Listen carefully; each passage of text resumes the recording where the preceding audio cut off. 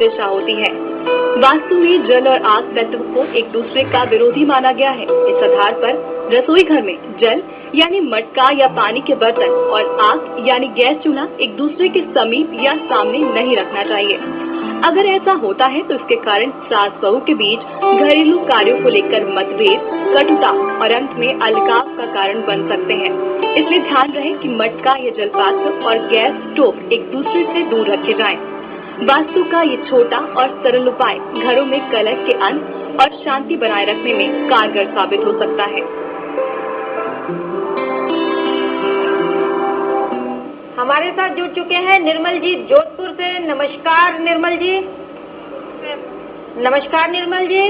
हमारा ना पूर्व और पश्चिम का मकान है ऊपर का जी, और हम ना ऊपर के मकान में देते हैं। जो हमारा कमरा है वो भी पूर्व और पश्चिम का ही है जी। और हमारा जो पलंग है वो पश्चिम और दक्षिण के कोने में है जी। और जो हम रहते हैं वो नीचे उनके किचन है, तो उससे कोई प्रॉब्लम नहीं होती है क्या?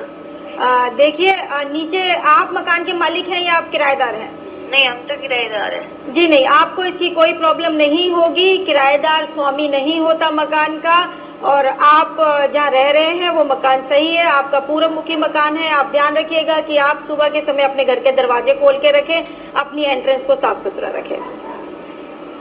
देखिए, आज हम बात कर रहे हैं कैसे सास बहू के रिश्ते वास्तु के अनुसार आप ठीक कर सकते हैं। सास बहू के रिश्ते में एक अच्छी रसोई का होना, एक अच्छे वास्तु अनुरूप रसोई का होना बहुत अच्छा रहता है। अगर आपकी रसोई है ईशान कोण में या आपका जो मुख रहता है वो दक्षिण दिशा में रहता है, जब आप खाना बनाती हैं तो हो सकता है आपके रिश्तों में इसका फर्क पड़े। खासकर सास बहू के रिश्तों में इन बातों से काफी फर्क पड़ सकता है। घर में कलह रह सकता है इन बातों को लेकर।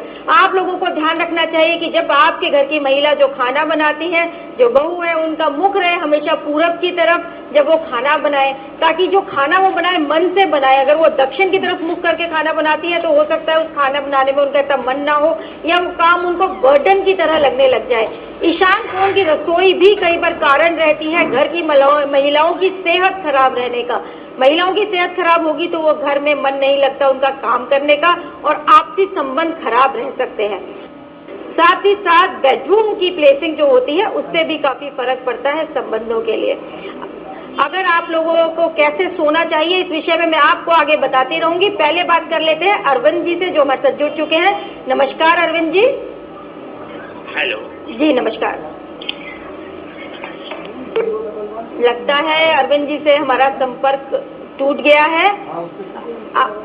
जी, आज हम बात कर रहे हैं कि कैसे वास्तु आपके संबंधों को अच्छा कर सकता है। खासकर ऐसे संबंध जो एक बहुत ही नाजुक जोर से जुड़े होते हैं, जैसे सास बहू का संबंध। घर के जो बड़े हैं और जो बड़ी महिला है और जो घर चलाती हैं, उनको हमेशा सोना चाहिए घर के पश्चिम और दक्षिण वाले कोने में, जिसको साउथ वेस्ट कहा जाता है, और जिसको कहा जाता है कि यहाँ पे रहने से उनका कमांड पूरे घर में रहेगा। अगर आप सास हैं तो आपको लगता है कि आपका जो दबदबा है वो आपके ओहदे और आपकी उम्र के अनुसार नहीं है, तो अपना कमरा आपको शिफ्ट करना चाहिए साउथ वेस्ट कॉर्नर में।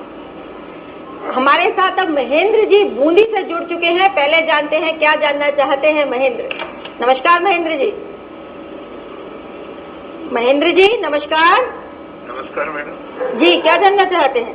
मैं पूछना चाहता मैडम, जो रसोई है ना जी, वो रसोई हमारे अपने पश्चिम दक्षिण पश्चिम पीछे का जो लास्ट